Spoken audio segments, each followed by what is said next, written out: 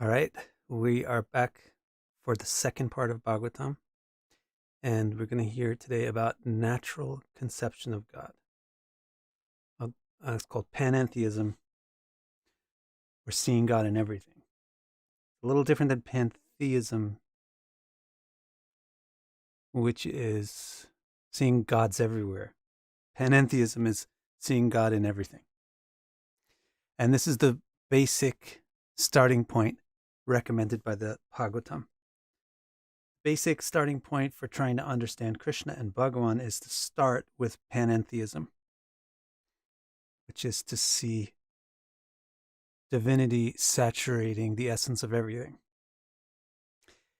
So, in the Bhagavatam, we had Shukadeva finally meeting Parikshit and telling him that he has 7 days to live, but 7 days is quite a long time for bhakti. If you do it nicely, if you do the bhakti yoga nicely, 7 days is way more than enough. You can take your time and do it carefully, do it systematically. So the king says, "What's the system?" And then Shukadeva explained the 8-part yoga system, the Ashtanga yoga. And then he's going to say, "You." Let me just see something strange. Um, then he says, This 8-part yoga system is a basic template for every kind of yoga, but the different types of yogas will have different specifics in each of the 8 parts.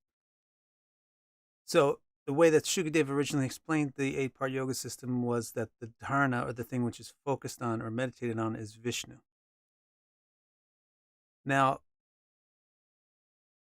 he's going to come to it. He's going to say a different. Now he's going to give a different thing. So let's just pick up in the book. Since it's not easy for everyone to concentrate directly on Vishnu, the king asked if there was some preliminary subject to concentrate on first, which would purify the mind and make it more capable of focusing on Vishnu. But most people are like, Vishnu, what? It's not real.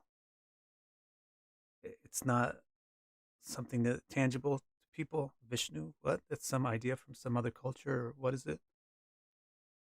So it's not really very viable to just toss Vishnu into everybody's lap. I wonder if is anybody on YouTube?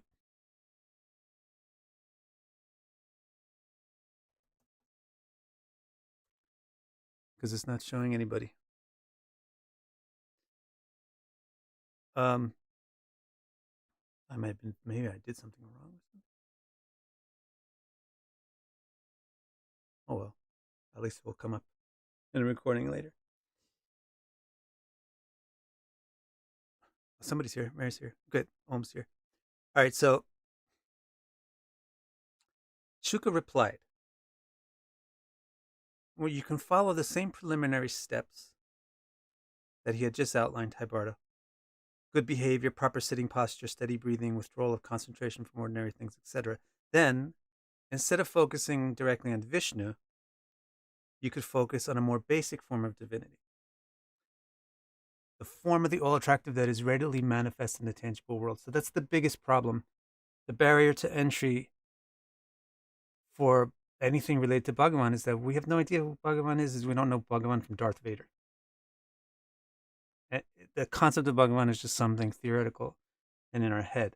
So it's not so easy to feel anything real or think in any real way about Bhagavan. So what Shukadev recommends is that you start with something that is real to you. You start with something that is real in your everyday, right now experience. And you experience the divinity of that. And that gradually enables you to come to understand the reality of Vishnu. So he first explains why this form of divinity, at first is easier to contemplate than Vishnu. And this is what he said. What I'm going to tell you, he says, is a very tangible embodiment of divinity, well known within everyone's experience. That's the thing. Vishnu is not tangible to everybody's experience because Vishnu is a very sophisticated experience. But we need a concept of divinity that we can focus on now that is real and is tangible to us right here, right now. And then Shuka continues, he says, it is in fact more tangible than tangible. It's more tangible than the most tangible thing, for everything we can possibly experience in the past, present, or future is within it. So here's a concept of God that Shukadev is going to present, which is the essence of every tangible experience that we have, and is therefore more tangible than a specific tangible experience. This brilliant embodiment of the Supreme Person within the seven-shelled universe is the initial form of the all-attractive that the mind must dwell on to purify itself. Now, when you go into Bhagavatam, you find phrases that you don't understand, like seven-shelled universe. My recommendation to you as a reader of Bhagavatam is not to get on a tangent or sidetracked or distracted by those things, because the Bhagavatam will gradually or eventually explain all those things. So you don't need to stop, lose your focus now on what's being said just to figure out what a seven-shelled universe is. At a certain point, the Bhagavatam is going to explain what a seven-shelled universe is. So don't worry about it now. Just, if you don't understand the term seven-shelled universe, just erase the word seven-shelled. This brilliant embodiment of the Supreme Person within this universe is the initial form of the all-attractive that the mind must dwell on to purify itself. So what he's saying is, there's Vishnu is the ultimate form of divinity, Bhagavan in his own right, but there's a form of Bhagavan embodied in our current tangible experience, which is the first thing we have to focus on. Currently, we see the world. Why will this purify the mind and make the mind capable of comprehending Vishnu? Because it radically adjusts the fundamental way that we look at our experiences. It radically adjusts the subjective point of view through which we have experiences, so that you can experience the same steering wheel on a car, you can experience the same ice cream cone, you can experience the same telephone, but from a different point of view. So the key of the difference is, currently, we see the world as an arena full of objects and situations that could potentially serve our needs and fulfill our desires. Let's be honest, this is basically the fundamental way that we look at a room, or that we look at a group of people, or that we look at a website. What's here that I need? What's here that can help me get what I want? So we experience the world based on that basic point of view. If we learn to instead see the world as a form of divinity, not us looking at the world and extracting from the world, but the world as something looking at us, and we can give to it. If we can do that, we will not be inclined to exploit it for our own ends. That's how the mind will then get out of lust mentality and into love mentality. So get out of kama and get into bhakti. And that bhakti is the key to being able to perceive Bhagavan. So if you start with changing the way you experience the here and now, that enables you to experience supernatural realities. But if you just try to experience supernatural realities, all you'll do is look at pictures and drawings and whatever, and hear poetry, whatever, and just hear it through your same selfish, materialistic ego. So Shukadev's fundamental recommendation is, don't jump to try to understand Vishnu, Krishna, Bhagavan, all that stuff. First look at a lake, first look at a river, first look at the grocery store aisle the right way. Once you get that down, your heart will start to change. And once your heart starts to change, you'll whatchamacallit? See, I get distracted. I should get rid of the comments. All right. But Bhagavan, see, I don't like if people try to tell me what to do with my own stuff. That's all I'll say on that. All right, currently, we see the world as an arena full of objects and situations that could potentially serve our needs and fulfill our desires. If we instead learn to see the world as a form of divinity, we will not be inclined to exploit it for our own ends, but will instead develop a humbler attitude of respect and service towards it.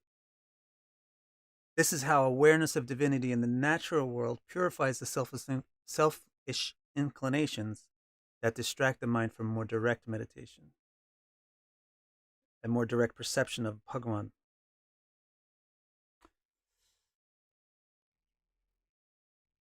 King Parikshit said, "Please describe how to see this divine form. How can I see this world as a form of divinity?" The sage explained that there are many metaphors appropriate for viewing this world in a divine light, and he began to define a few of them. So this is going to give, I think, 3 or 4 meditational metaphors. Now, a metaphor is the way that the mind operates. It's not an artificial thing or a fake thing. A metaphor, like for example, if you see a turtle, the data that's coming into your mind, the data that's coming in through your eyes is just electrical impulse. But the electrical impulses are interpreted by the mind to represent various shapes and colors, etc. So the mind processes a metaphoric translation from something literal to something meaningful. So if you adopt different metaphors, your mind will experience the reality in a different way. It's not like saying this isn't real, it's just a metaphor. This is the metaphor that your mind needs to adopt to perceive reality more correctly. So he's going to give 3 or 4 different ways of approaching how you see the world. And they're going to become more and more applicable, less and less weird, more and more like, wow, this is real for me every day.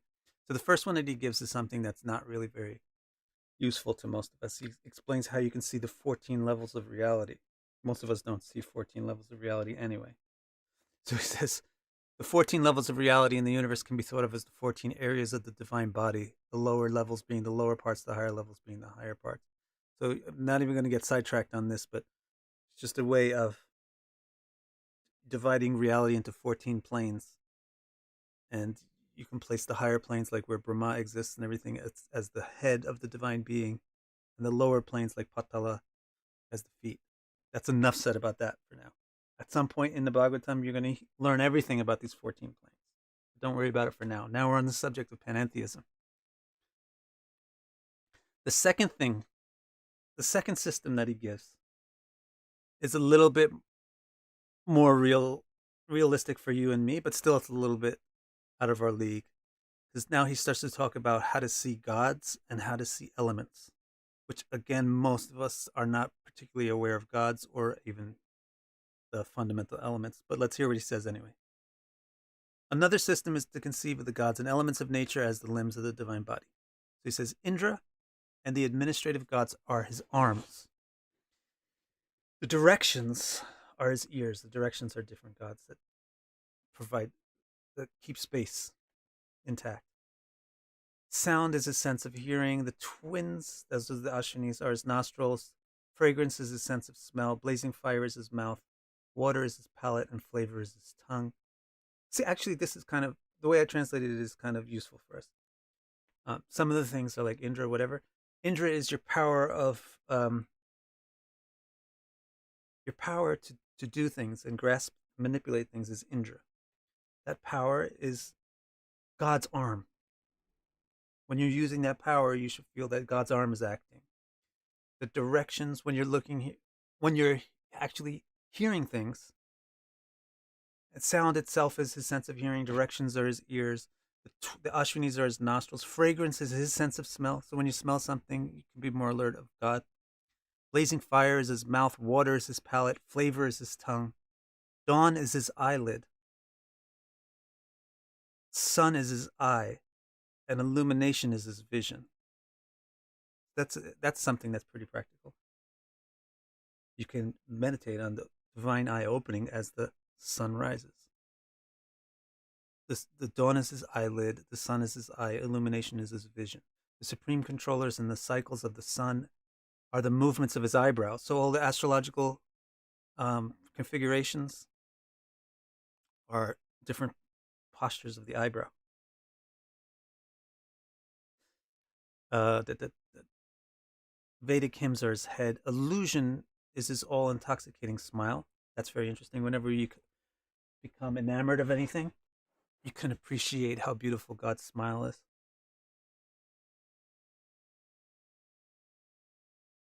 His front teeth, now the smile reveals the teeth, right? The front teeth are attachments and affection. They lead to the rear teeth, which is the god of death. That's amazing. That's heavy duty. That's heavy duty shit right there. The illusion is the smile, and inside the smile, there's front teeth, which are pretty and attract you in, and then the back teeth, which crush you, which is death. Covering these teeth are his lips, which is modesty. Modesty covers the teeth. Think about that. A metaphor is amazing. Powering them is his jaw, which represents greed. And what's this footnote? Maybe there's something interesting.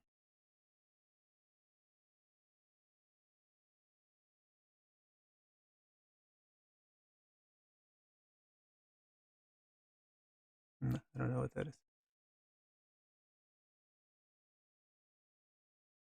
His chest is morality. Immorality is his back. Brahma, the forefather, is his penis. His testicles are Mitra Varuna. Shocking. Think of God as having a penis. Think of God as having sexual organs. Think of God as a sexual entity. Wow, that means that you could possibly experience sex in a divine way.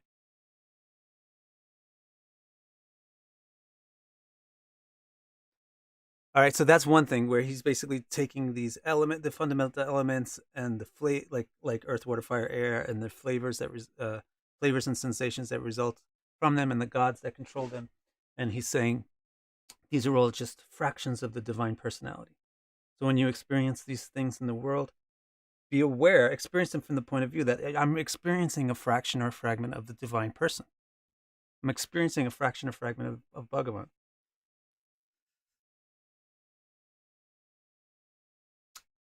It's still a little bit high philosophy for us practically, because the whole point of this is to make something practical and real.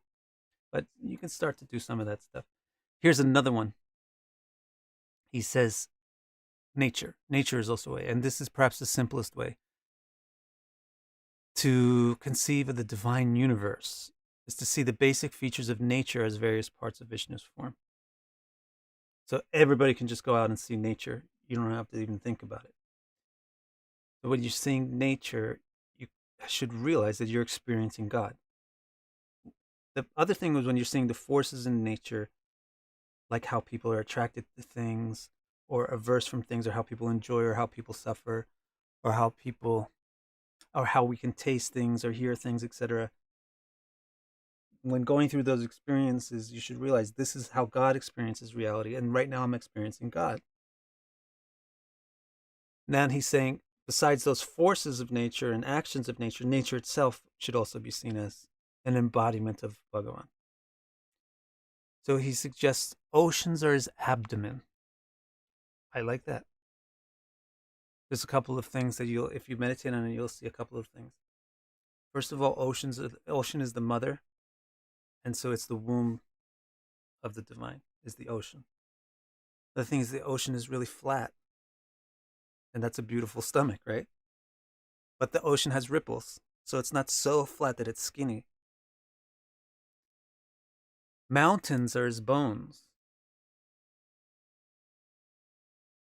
So the mountains provide the structure, and they give strength, and they're full of stone, strong things. So they're like the bone of the world, the divine world, the world as God, panentheistic world. The ocean is the stomach, the abdomen, the womb area. Mountains are his bones. Rivers are his veins. So the next time you see a river, don't think, oh, I wonder if there's a God or not. You're looking at God's veins. You can go and touch it. You can smell it. You can feel it. Flora, the vegetation and the flowers and all that stuff, are the hairs on his body. The air is his infinitely powerful breath. Rain clouds are the hair in his head. Twilight is his clothing. That's also interesting. Because it's very colorful. Time is his gait. So how does this divine form move? Time allows movement. The passing of time is the walking or moving of God. If you're into astrology, which you probably are, you should know this already if you actually studied any Vedic astrology, which you probably haven't. Rain clouds in the hair on his head. Twilight is his clothing. Time is his gait. And his deeds, his karma, is the flow of material energy. So the way things change over and move is the result of deeds. And so the basic karma that's inherent in the universe, the way that it's just moving naturally, is his deed. The singularity, so the singularity is something that in those days people were quite aware of. These days we're aware of the singularity as the point from which everything emanates, an infinitesimally infinite point.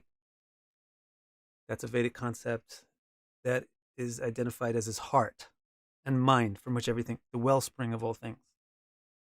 Matter itself, this is amazing, matter itself is simply his power of cognition.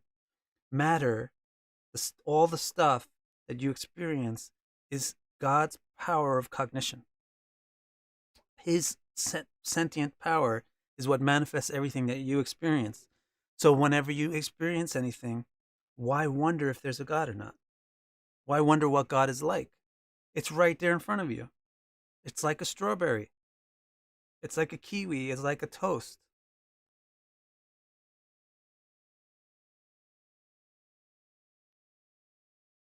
All beings are simply his will. All the different entities with the will to make action, they're all just God's will. So when you see people doing different things with their will, you say, wow, that's what God does. That's divine. This is the way that God can become a reality to us immediately here and now. And the value of that is that it radically shifts our understanding of our place in the world, rather than seeing ourself as the person behind the steering wheel of the world. We start to see ourselves as a small part in the world, looking at this I guess you could say gigantic driver. And so you will start to develop, instead of a dominant attitude towards the world, a submissive attitude towards the world, which, believe it or not, despite how American media or modern education wants to treat you, is better. It's more accurate, more realistic, and more pure and true, and brings more happiness. Not to try to be dominant and superior to everything and everybody, but to be submissive and receptive.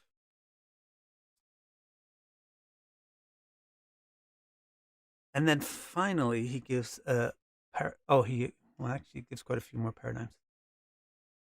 He gives a paradigm. I'll ask for questions at the end, because I'm just blocking I can't see the comments right now because sometimes they distract me. He gives a couple of more paradigms. He's going to give a paradigm for seeing the divinity manifest in living creatures now, and then he's going to give one in humans specifically. So for creatures, he says various living creatures can also be seen to represent various parts of the divine universe.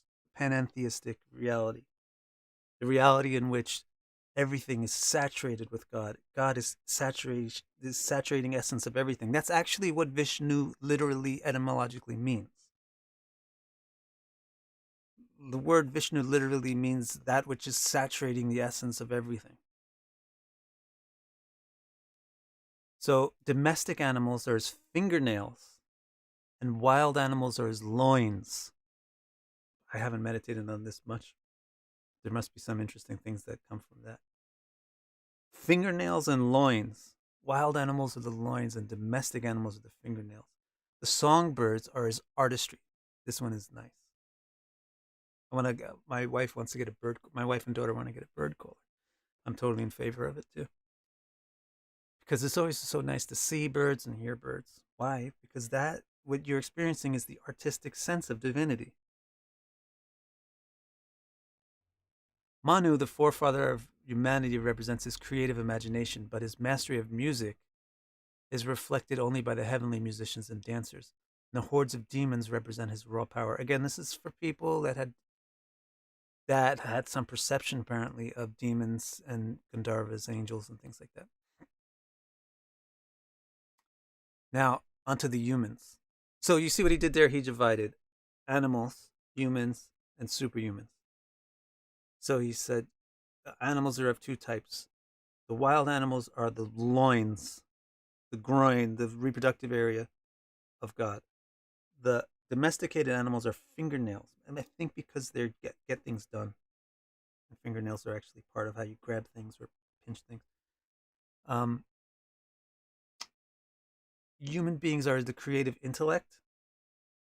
They're the creativity that's the special thing in human beings is we create new actions, new ideas, and that's why the human species is the focal point for karma. And then the higher than human beings, you get divided into gods and demons. The gods represent his sense of music and dance. Especially here, he's talking about what we call angels these days, Gandharvas and so forth. And then what we call devils are the raw power of God. Now, the final thing that he'll give is a way of seeing different kinds of humans as different aspects of God. So various types of people can also be seen as analogous to various parts of the divine universe. Thinkers are his mouth. So you get Brahman. Basically, the basic Vedic way of classifying humans is into Brahmana, Kshatriya, Vaishya, and Shudra, which means Brahma means people who understand things. Kshatriya means people that hurt things or discipline things, or conversely, it means people that protect you from being hurt. So they're like the people that govern things and make laws and enforce laws. Those are Kshatriyas. The people that think and study, those are Brahmanas. Then there's Vaishya. They produce Vishaya, which is objects, resources. So those are the people that are farming and coming up with products and merchants and merchandising and sales. That's that type of person. And then there's Shudra. Shudra means follower. They follow. So those are the people that are given instructions what to do. The other three types of people have initiative, and they don't take instructions. They set out on their own course. The fourth type of person doesn't really have much initiative, so they become employees. So basically, Shudras are all the employees, the workers, the people who are told what to do by other people. So you might be a Shudra attached to a Brahmana, you might be a Shudra attached to a Kshatriya, you might be a Shudra attached to a Vaishya. You might be working for a mercantile person, you might be working for the government, you might be working for a philosopher, or thinker, or scientist. So those are the four basic types of humans. Now he says, think of those four basic personality types as different aspects of the divine. Whenever you're meeting a leader, for example, a Kshatriya, a warrior, a governor, then you're actually experiencing the arms of God. And whenever you meet businessmen, you're experiencing the thighs of God, because they are producers, and the thigh area, the groins, all that stuff. That's the farmers and the merchants and the producers of products, and the governors. You're getting a sense of what God's arms are like because they prevent people from doing these things. They protect, they discipline, they move things around, they organize and administer things. And when you interact with thinkers, what does he say? That's his mouth. You can experience the mouth of God by interacting with Brahmana, people that comprehend, scientists, thinkers, philosophers, because you hear what God is saying. You get to hear God's words when you hear those people. And workers, you see the feet of God, what carries all the weight of society, what does all the hard work, what gets the most tired, how strong and how selfless there. All people of all ranks and variety. So now he says, besides categorizing humans into these four types and seeing some as God's feet and some as God's thighs and some as God's arms and some as God's mouth or face, the other way to do it is to see them all as one. All people of all ranks and variety should be seen as devotees of the universal form, worshiping him with great endeavor and many treasures.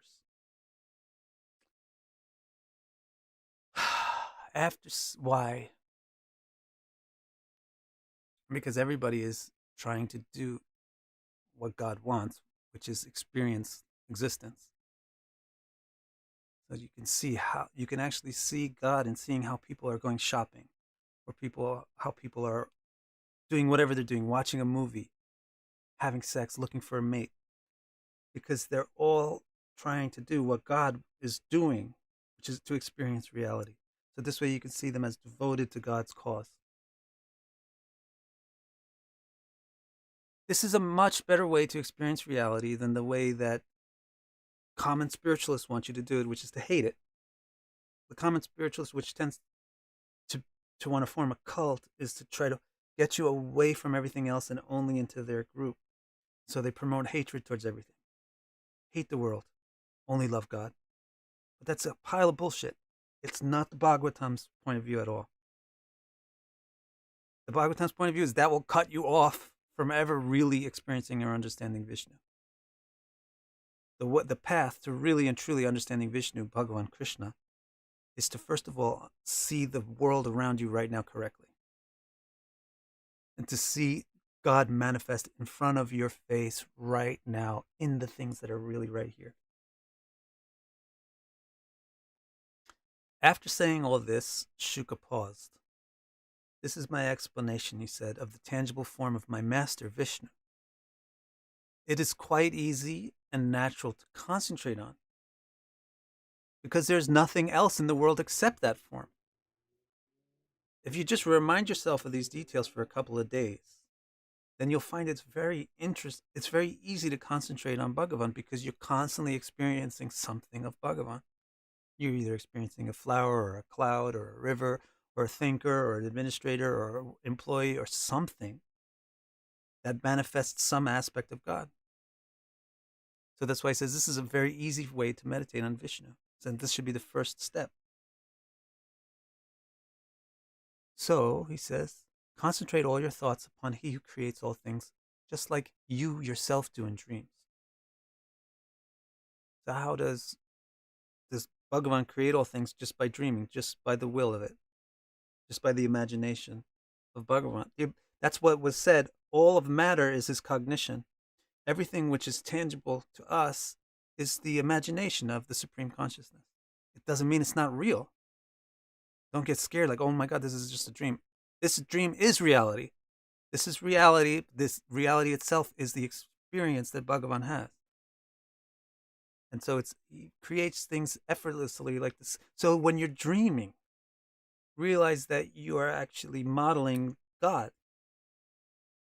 And in your dreams can also give you an experience of God then. Wow, just like I can create this situation and that situation in a dream. That's how God creates things. Concentrate all your thoughts upon he who creates all things, just like you yourself do in dreams. This will allow you to develop affection and love for the true ocean of bliss. Do not let your thoughts remain affixed to anything else, for that will degrade your heart. So this is the concept of anything else. There's only one thing, but you either perceive it as God or you perceive it as something else. What he's saying is don't perceive things with avidya or ignorance, which makes you think that they're not divine. Perceive everything, see the divinity in everything, and that will purify your heart.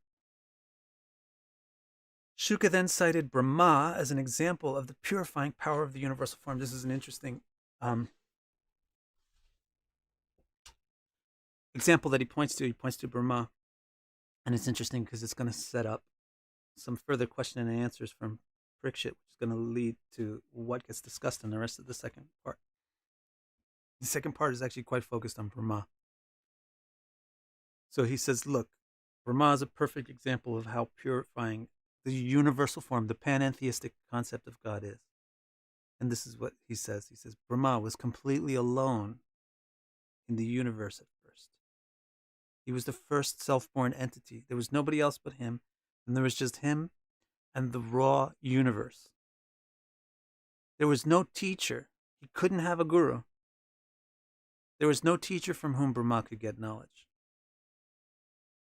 But by contemplating the universal form, by contemplating the panentheistic divinity, by seeing the raw universe around him as divine, Shukad says, that's how he gained clarity and knowledge. This is what he did.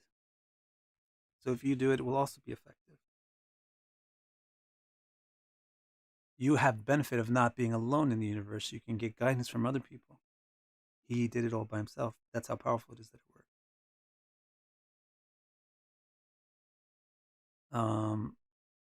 But by contemplating this universal form, Brahma gained clarity and knowledge and can then recreate the world exactly as it had been before the destruction.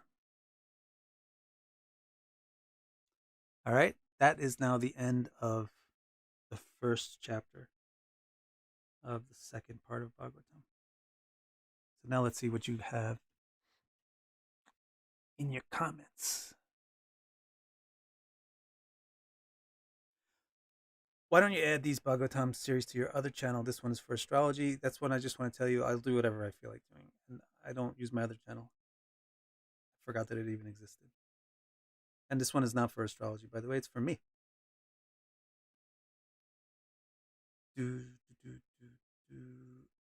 I wonder if we see nature as nature. We're still in nature. Don't understand.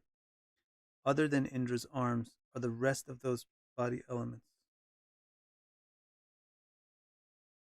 Krishna's? I don't understand the question, Mary. Sorry.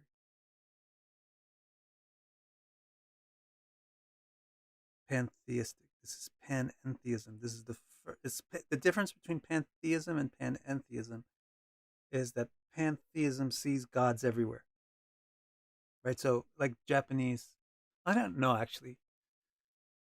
Japanese native religion is kind of is actually a good example of panentheism.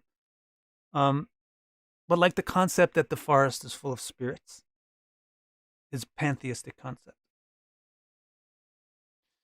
But the concept that the forest is a spirit is a panentheistic. Panentheism, in theism, the God is in everything. Not the gods are everywhere. That's pantheism. So Bhagavatam is saying this is the first step to understanding Bhagavan.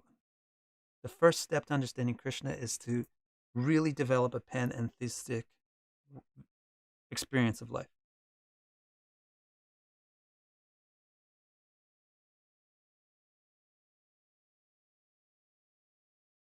I wonder why Blue Water Pines always says commercial break. How do we know if one is experiencing God or oneself as the Buddhist claims? What's the difference? Isn't that the whole point of the panentheism? If panentheism is that God is even in a water fountain, then why would you think that God is not? God saturates the essence of the water fountain. The essence of the water fountain is God. Why not you? You are also part of the panentheistic view. You yourself are nothing but you are yourself are God. What's the difference if you're experiencing God yourself?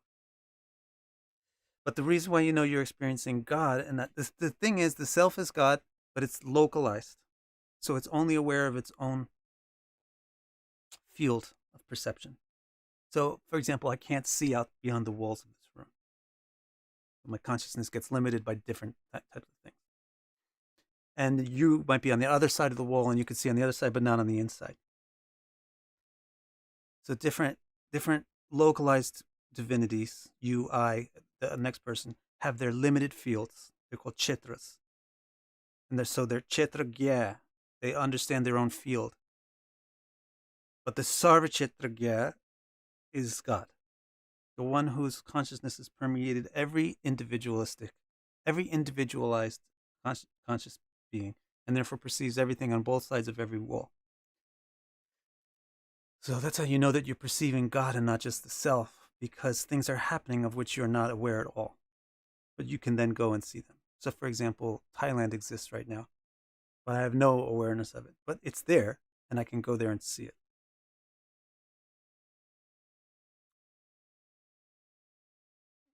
Question 1.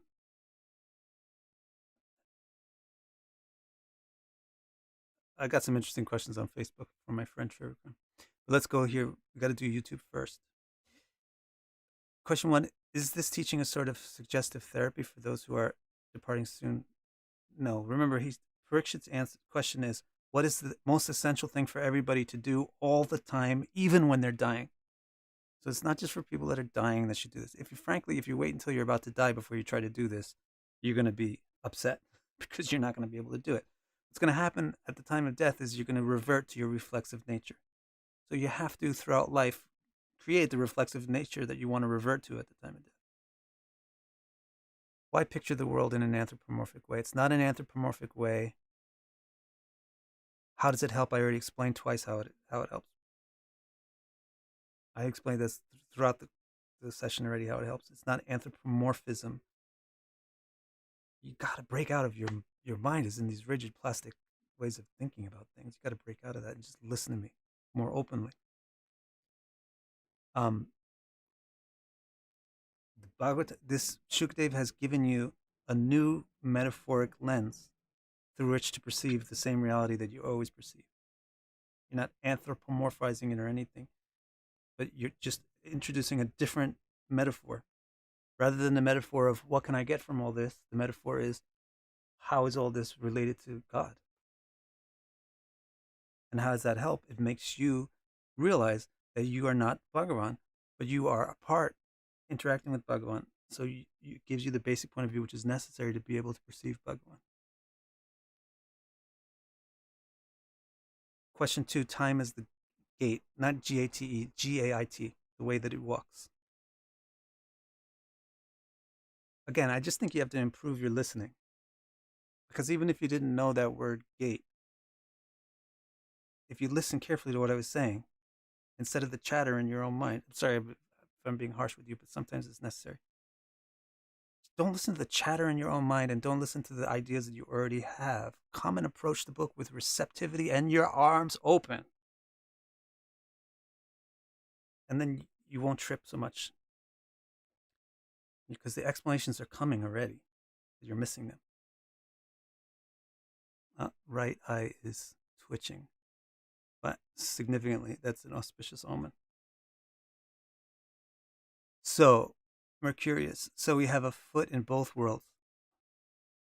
We have a body in nature and creation and the divine body, and another in the world of the divine, which is less apparent. Yeah, you can think of it that way.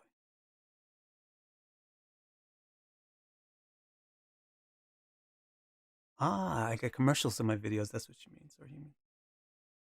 But the Buddhists will just claim that this soul permeates, that it is the soul that permeates and experiences. Buddhists have no logic, to be frank. So if you want to understand flaws in Buddhism, learn Nyaya philosophy and learn Shankar's philosophy. Basically, the way that this is defeated is they claim that the soul permeates and experiences. So what? That's fine. So experience the divine soul. Just change your wording.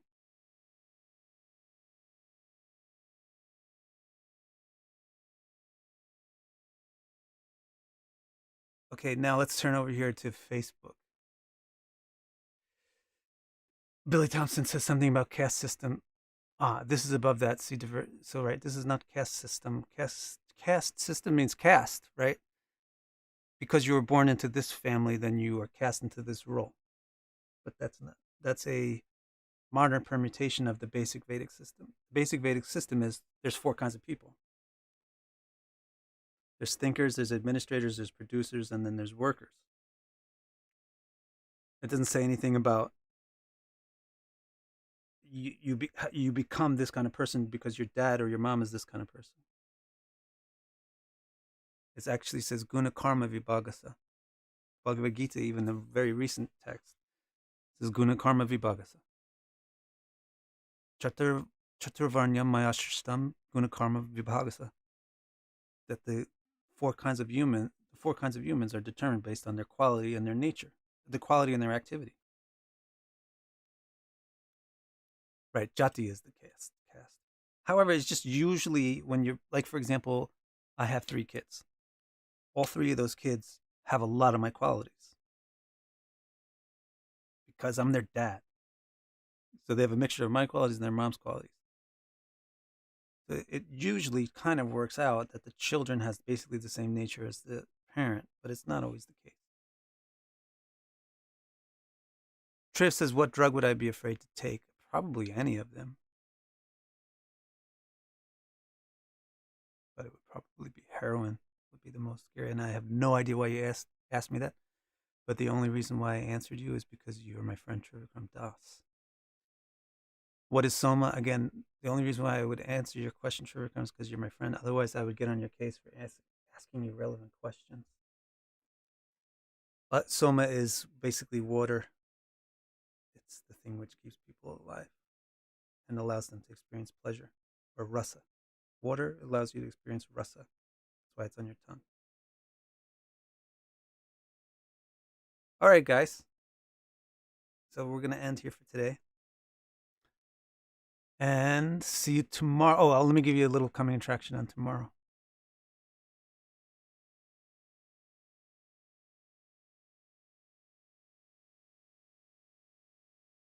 Coming attraction for tomorrow.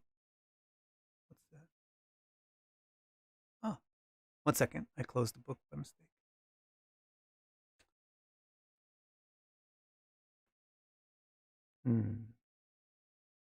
It gets questions from the audience. Shuka gets questions from the audience.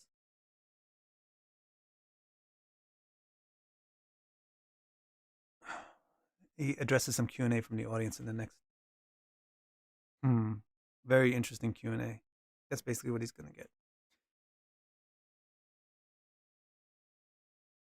And then, I don't know if we'll cover this tomorrow, but in the next chapter, his first bit is going to be Q&A about what he just said. And then the next bit is going to be the question that you had about this thing about self and Buddhism and all that, and how I'm trying to tell you that it makes no difference. It's just a difference in your words. The next thing is going to be, now he's talked about panentheism and how it reflects everything that you experience. But in the next chapter, he's going to talk about panentheism inclusive of the self and how to see God in yourself.